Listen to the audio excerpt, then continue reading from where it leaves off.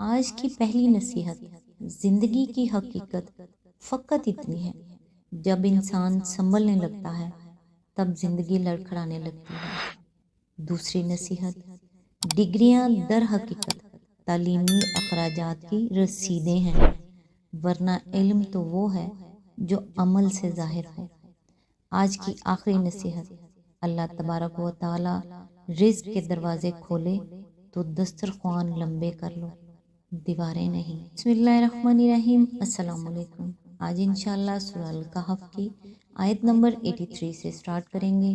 اس کا ترجمہ اور تفسیر تفہیم القرآن سے بیان کروں گی جو اہل سنت جماعت کے لیے ہے۔ اعوذ باللہ من الشیطان الرجیم، بسم اللہ الرحمن الرحیم۔ اور اے محمد صلی اللہ علیہ وآلہ وسلم، یہ لوگ تم سے ذوالقرنین کے بارے میں پوچھتے ہیں، ان سے کہو میں اس کا کچھ حال تم کو سناتا ہوں۔ اس کی تفسیر ہے، وَيَسْأَلُونَكَ عَنْ ذِي الْقَرْنَيْنِ کا عطف لامحالہ پچھلے قصے ہی پر ہے۔ اس سے خود بخود یہ اشارہ نکلتا ہے کہ قصہ موسیٰ علیہ السلام و خضر بھی لوگوں کے سوال ہی کے جواب میں سنایا گیا ہے، اور یہ بات ہمارے اس قیاس کی تائید کرتی ہے کہ اس سورہ کی یہ تینوں اہم قصے دراصل کفار مکہ نے اہل کتاب کے مشورے سے امتحاناً دریافت کیے تھے۔ یہ مسئلہ قدیم زمانے سے اب تک مختلف ہی رہا ہے کہ یہ ذوالقرنین جس کا یہاں ذکر ہو رہا ہے کون تھا۔ قدیم زمانے میں بالعموم مفسرین کا میلان سکندر کی طرف تھا، لیکن قرآن میں اس کی جو صفات و خصوصیات بیان کی گئی ہیں وہ مشکل ہی سے سکندر پر چسپاں ہوتی ہیں۔ جدید زمانے میں تاریخی معلومات کی بنا پر مفسرین کا میلان زیادہ تر ایران کے فرمانروا ہورس، خسرو یا سائرس کی طرف ہے، اور یہ نسبتاً زیادہ قرینہ قیاس ہے، مگر بہرحال ابھی تک یقین کے ساتھ کسی شخصیت کو اس کا مصداق نہیں ٹھہرایا جا سکتا۔ قرآن مجید جس طرح اس کا ذکر کرتا ہے اس سے ہم کو 4 باتیں وضاحت کے ساتھ معلوم ہوتی ہیں۔ نمبر 1، اس کا لقب ذوالقرنین لغوی معنی 2 سینگوں والا۔ کم از کم یہودیوں میں جن کے اشارے سے کفار مکہ نے اس کے بارے میں نبی صلی اللہ علیہ وآلہ وسلم سے سوال کیا تھا ضرور معروف ہونا چاہیے، اس لیے لامحالہ ہمیں یہ معلوم کرنے کے لیے اسرائیلی لٹریچر کی طرف ہی رجوع کرنا پڑے گا کہ وہ 2 سینگوں والے کی حیثیت سے کس شخصیت یا سلطنت کو جانتے تھے۔ نمبر 2، وہ ضرور کوئی بڑا فرمانروا اور فاتح ہونا چاہیے جس کی فتوحات مشرق سے مغرب تک پہنچی ہوں اور تیسری جانب شمال یا جنوب میں بھی وسیع ہوئی ہوں۔ ایسی شخصیتیں نزول قرآن سے پہلے چند ہی گزری ہیں، اور لامحالہ انہی میں سے کسی میں اس کی دوسری خصوصیات ہمیں تلاش کرنی ہوں گی۔ نمبر 3، اس کا مصداق ضرور کوئی ایسا فرمانروا ہونا چاہیے جس نے اپنی مملکت کو یاجوج ماجوج کے حملوں سے بچانے کے لیے کسی پہاڑی درے پر ایک مستحکم دیوار بنائی ہو۔ اس علامت کی تحقیق کے لیے ہمیں یہ بھی معلوم کرنا ہوگا کہ یاجوج ماجوج سے مراد کون سی قومیں ہیں، اور پھر یہ بھی دیکھنا ہوگا کہ ان کے علاقے سے متصل کون سی ایسی دیوار کبھی دنیا میں بنائی گئی ہے اور وہ کس نے بنائی ہے۔ نمبر 4، اس میں مذکورہ بالا خصوصیات کے ساتھ ایک یہ خصوصیت بھی پائی جانی چاہیے کہ وہ خدا پرست اور عادل فرمانروا ہو، کیونکہ قرآن یہاں سب سے بڑھ کر اس کی اسی خصوصیت کو نمایاں کرتا ہے۔ ان میں سے پہلی علامت آسانی کے ساتھ ہورس پر چسپاں کی جا سکتی ہے، کیونکہ بائبل کے صحیفہ دانی ایل میں دانیال نبی کا جو خواب بیان کیا گیا ہے اس میں وہ یونانیوں کے عروج سے قبل میڈیا اور فارس کی متحدہ سلطنت کو ایک مینڈھے کی شکل میں دیکھتے ہیں جس کے 2 سینگ تھے۔ یہودیوں میں اس 2 سینگوں والے کا بڑا چرچا تھا، کیونکہ اسی کی ٹکر نے آخرکار بائبل کی سلطنت کو پاش کیا اور بنی اسرائیل کو اسیری سے نجات دلائی۔ تفہیم القرآن جلد نمبر 2 صفحہ نمبر 598 اور 599۔ دوسری علامت بڑی حد تک اس پر چسپاں ہوتی ہے مگر پوری طرح نہیں۔ اس کی فتوحات بلا شبہ مغرب میں ایشیائے کوچک اور شام کے سواحل تک اور مشرق میں باختر بلخ تک وسیع ہوئی، مگر شمال یا جنوب میں اس کی کسی بڑی مہم کا سراغ ابھی تک تاریخ سے نہیں ملا ہے۔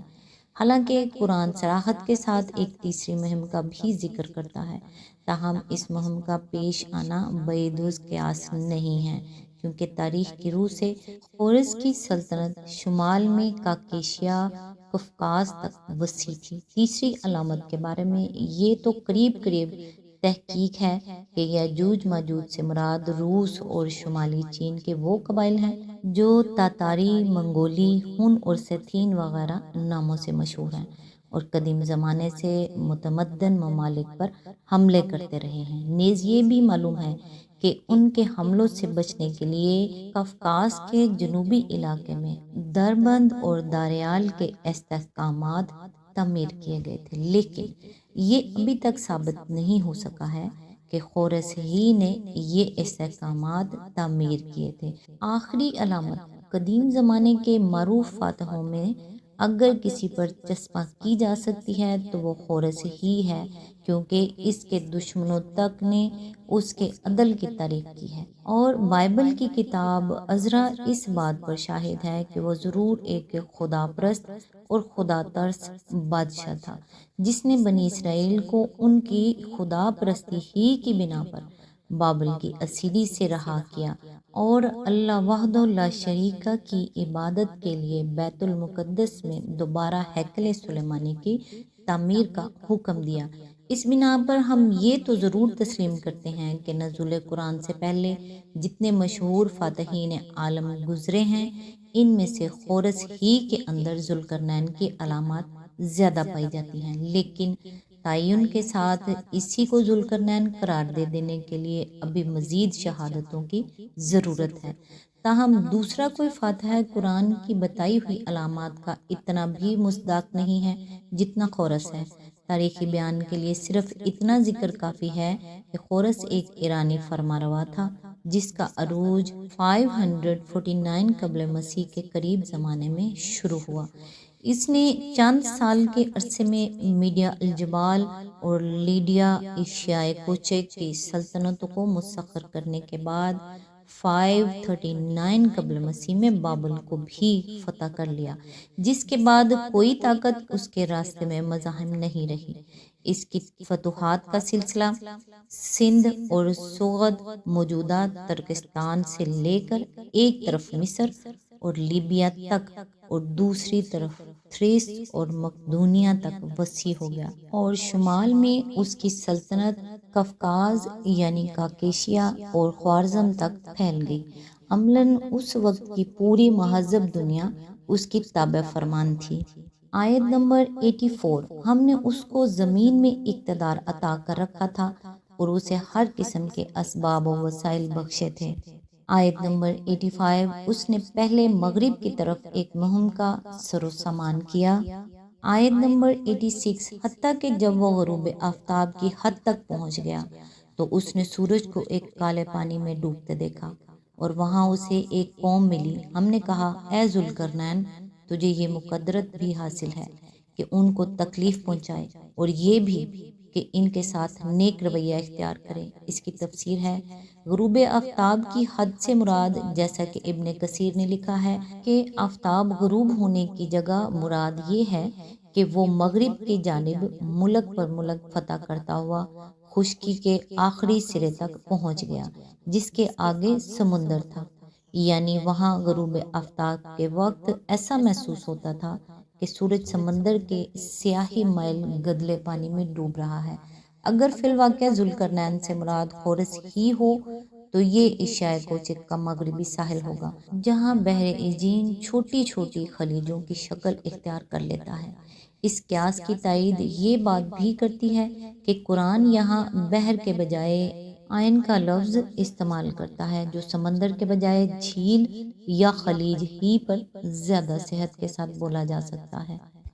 ضروری نہیں ہے کہ اللہ تعالیٰ نے یہ بات براہ راست وحی یا الہام کے ذریعے ہی سے ذوالقرنین کو خطاب کر کے فرمائی ہو، حتیٰ کہ اس سے ذوالقرنین کا نبی یا محدث ہونا لازم آئے، بلکہ یہ ارشاد زبان حال کے واسطے سے بھی ہو سکتا ہے، اور یہی قرین قیاس ہے۔ ذوالقرنین اس وقت فتح یاب ہو کر اس علاقے پر قابض ہوا تھا۔ مفتو قوم اس کے بس میں تھی۔ اللہ نے اس صورتحال میں اس کے ضمیر کے سامنے یہ سوال رکھ دیا کہ یہ تیرے امتحان کا وقت ہے، یہ قوم تیرے آگے بے بس ہے، تو ظلم کرنا چاہے تو کر سکتا ہے، اور شرافت کا سلوک کرنا چاہے تو یہ بھی تیرے اختیار میں ہے۔ آج تک کے لیے اتنا ہی، نیکسٹ انشاءاللہ آیت نمبر 87 سے سٹارٹ کریں گے۔ تب تک کے لیے دعاؤں میں یاد رکھیے گا۔ اللہ حافظ۔